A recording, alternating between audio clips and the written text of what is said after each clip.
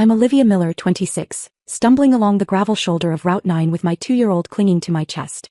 Semi-trucks are blasting past us, shaking the ground, and I'm terrified. But I keep walking. Then tires screech. My father's black truck slams into park right in front of me. He jumps out, face pale with rage, looking at the empty road behind me. Olivia, where is your vehicle? He shouts over the traffic. I look him in the eye and finally speak the truth. Anthony took my keys. He says I'm medically unfit to drive. Drop a comment and let me know where you're listening from and what time it is for you right now. I'd love to know who's part of our community. The silence inside my father's truck was heavy, a stark contrast to the roar of the highway we just left. The air conditioning blasted against my face, drying the sweat but doing nothing for the cold knot in my stomach.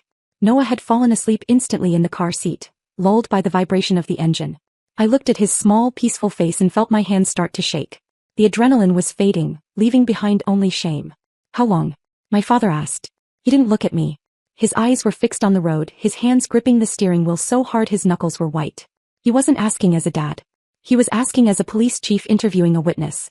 6 months, I whispered. Since Noah turned 18 months old. He took a sharp breath. Why didn't you tell me? Because it didn't look like abuse, Dad. That's the trick. It didn't start with a lock on the door or a raised fist. It started with a casserole. It started with Susan showing up with dinner and saying, "You look exhausted, Olivia. Let me take the night shift." And I was exhausted, so I let her. Then it was Anthony saying, "Babe, why stress about the bills? I'm an accountant. Let me handle the finances so you can focus on Noah." And I was stressed, so I thanked him. I looked out the window at the passing trees, watching the world blur. I needed him to understand the mechanics of the trap. It's the boiling frog, Dad. You know the story? If you drop a frog in boiling water, it jumps out. But if you put it in cool water and turn the heat up slowly, it cooks to death before it realizes it's dying. That was my life. The heat went up 1 degree at a time. First, Susan moved into the guest house to help. Then she was in my kitchen every morning, criticizing the nutritional value of the oatmeal I made. Then she was checking my grocery receipts, circling items she thought were wasteful. When I complained, Anthony told me I was being ungrateful. He said I had postpartum anxiety. My father's jaw tightened. Did a doctor say that? No. Anthony did. Every time I questioned why he moved our savings into a new account I couldn't access, he said I was being paranoid. Every time I asked why Susan had a key to our bedroom, he said I was being difficult. They made me feel like my brain was broken. Last week I tried to drive to the park and my keys were gone. Anthony said he took them for my own safety because I've been so scattered lately. He said he was protecting me. I looked down at my hands. They were raw from gripping the carrier straps. They check my phone, Dad. Every night. Anthony said he was just making sure I wasn't doom scrolling, that it was bad for my mental health. But he was reading my text. He was tracking my location. I stopped calling you because I didn't want you to worry and I didn't want them to know I was cracking. I thought if I just behaved better, if I was just calmer, they would give me my life back. My father pulled the truck onto the shoulder of the road and put it in park. He turned to me and the look in his eyes wasn't anger at me. It was the cold, lethal focus of a man who had hunted predators for 30 years. "That is not help, Olivia," he said, his voice low and terrifyingly steady. "That is a siege. They isolated you. They disarmed you. And then they took you hostage. We're going back." Panic flared in my chest. "No, Dad, please. I can't. We aren't going back to talk," he said, shifting the truck back into gear. "We are going back to get your things. You are leaving that house today and you are never walking on the side of a highway again." The tires crunched on the pristine gravel driveway. My father's truck looked out of place among the imported sedans and meticulously trimmed hedges. The estate was silent, a fortress of beige stucco and wrought iron. Dad killed the engine, but neither of us moved. Through the windshield I saw them. Anthony and Susan were on the patio. Susan was laughing, holding a glass of white wine while Anthony scrolled on his tablet. They looked like a picture from a magazine. They looked like people who hadn't just forced a mother and child to walk miles on a highway shoulder. "Stay here," my father said. I ignored him. I unbuckled Noah's car seat, my fingers fumbling with the straps, and pulled him into my arms. I wasn't staying behind. I walked up the driveway behind my father, matching his stride. Susan spotted us first. Her smile didn't drop, it just froze. "Oh, look who's back," she called out, her voice bright and brittle. And she brought reinforcements. "Harold, you're just in time for a glass of Chardonnay." My father walked up the stone steps, his boots heavy on the slate. He didn't look at the wine. He looked at Anthony. "Where are her keys?" he asked. His voice was the same low rumble he used on Suspects, the one that made people stop breathing. Anthony stood up, smoothing his polo shirt. "Harold, let's not be dramatic. We were worried about her. She's been unstable. We took the keys for her own safety. You know how new moms get. The casual misogyny, the practice concern. It made my blood boil. I stepped out from behind my father. "I'm not unstable, Anthony. I'm leaving." Susan laughed, a short, sharp bark. "Leaving? Where are you going to go, Olivia? You don't have a job. You don't have a car. You barely have a brain cell left that isn't focused on diapers. We are protecting you. We are keeping this family together because you are clearly incapable of doing it yourself. My father stepped between us. He didn't shout. He didn't posture. He just looked at Susan with a cold, flat stare. You aren't protecting her. You are holding her hostage. Give her the keys. No.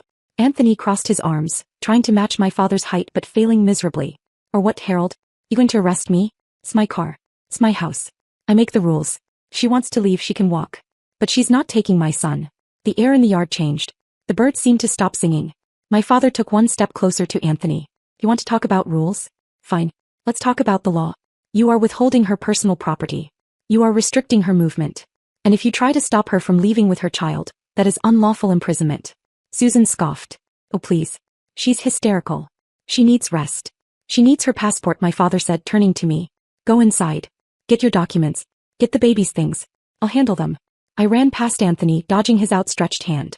I heard Susan shouting something about trespassing, about calling the police, but my father's voice cut through it all. Go ahead, Susan. Call them. I'd love to explain the situation to my former colleagues.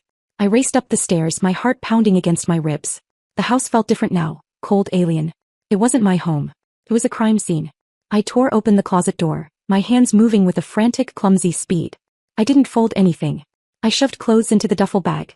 Noah's onesies, my jeans, anything I could grab. My breath hitched in my throat, a jagged rhythm of panic. My father stood in the doorway, his back to me, watching the hall. He was a statue, a barrier between me and the people who had slowly dismantled my life. I stopped for a second, clutching Noah's favorite blanket. Dad, I whispered. He didn't turn around. His shoulders were rigid. I saw it then, 6 months ago, he said, his voice rough with a pain I hadn't expected. The Sunday dinner when you didn't laugh once. The way you looked at Anthony before you answered a simple question. I saw the light going out in your eyes, Olivia. I froze. He knew. I told myself it wasn't my place, he continued, his voice cracking. I told myself marriage is hard, that I shouldn't interfere, that I was helping by giving you space. I thought I was respecting your boundaries. But I wasn't. I was leaving you behind enemy lines without a weapon. I'm so sorry. The guilt in his voice was heavy, a physical thing. It was the silent regret of the watchman who fell asleep while the castle was breached. I walked over and put a hand on his arm. You're here now, I said. But Dad, you need to know something. I didn't stay because I was weak. He turned to look at me, his eyes searching mine. I stayed because I was terrified that if I left without a plan they would take Noah. I pulled a hidden folder from under the mattress. The one place Susan never checked because she was too busy inspecting the dust on the baseboards. I opened it. Inside were photos of Anthony's bank statements I'd snapped when he left his laptop open.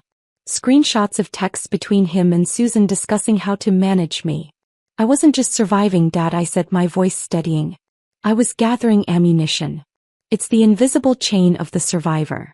You don't yank against the chain because it just chokes you harder. You wait. You pick the lock while they're sleeping.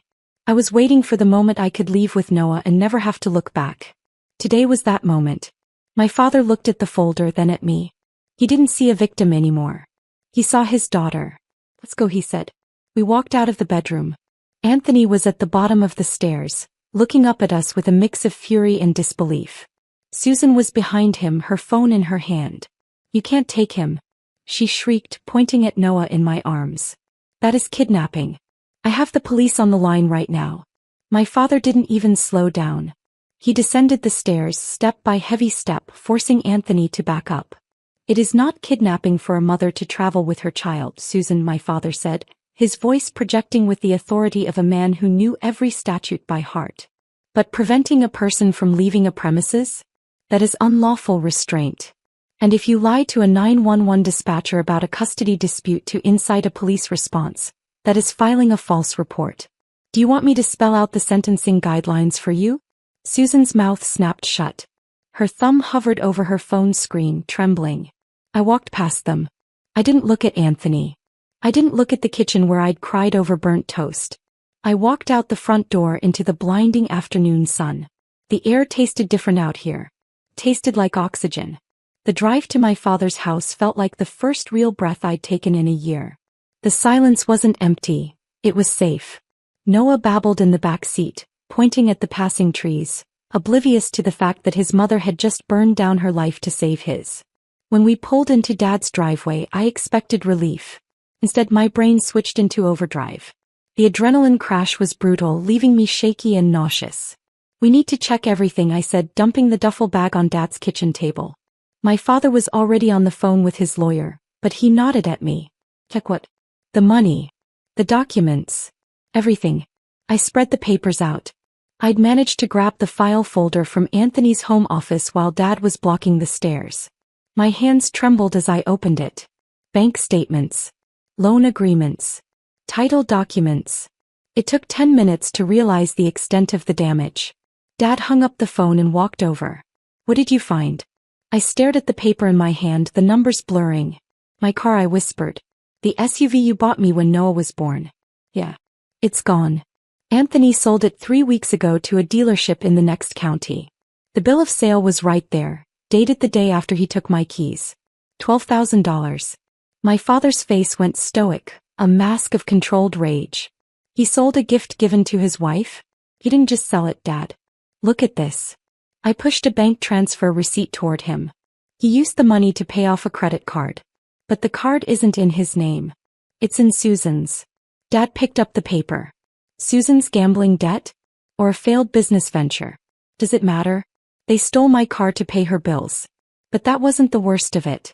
I dug deeper into the file, my heart pounding a frantic rhythm against my ribs. There was a loan document from a private lender. $40,000. The borrower listed was Olivia Miller. I didn't sign this, I said, my voice rising in panic. Dad, look at the signature. Sunit. Looks like Anthony trying to write like you, Dad finished. I felt the room spin. He took out a $40,000 loan in my name. And the educational trust fund? The $56,000 my grandmother left me? I logged into the banking app on my phone, my fingers slipping on the screen. Incorrect password. I tried again. Locked out. I called the automated number, punching in my social security number. The balance of your account ending in 4492 is $0. I dropped the phone. They had taken everything, the car, the trust fund, my credit. It wasn't control anymore. It was a deliberate attempt to bankrupt me, to trap me with no way out. My father studied the documents. The forged loan, the car sale, the transfers. His expression hardened. This isn't a marriage issue, he said. This is felony fraud. When Anthony and Susan showed up, shouting and threatening custody, I opened the door calmly and handed him the envelope. Inside was the proof, loan documents, bank records, the forged signature. His confidence collapsed as he read. You stole $56,000, I said. That's not a marriage. That's a crime. I gave them a choice. Return the money by morning or the file goes to the district attorney. They left in panic, exposed and powerless. 3 months later, I locked the door of my own apartment. Small, quiet, chosen by me. My bank balance was modest, but it was mine. Anthony was facing charges. I was rebuilding my life. I wasn't grateful for the cage anymore. I had burned it down and built something entirely my own.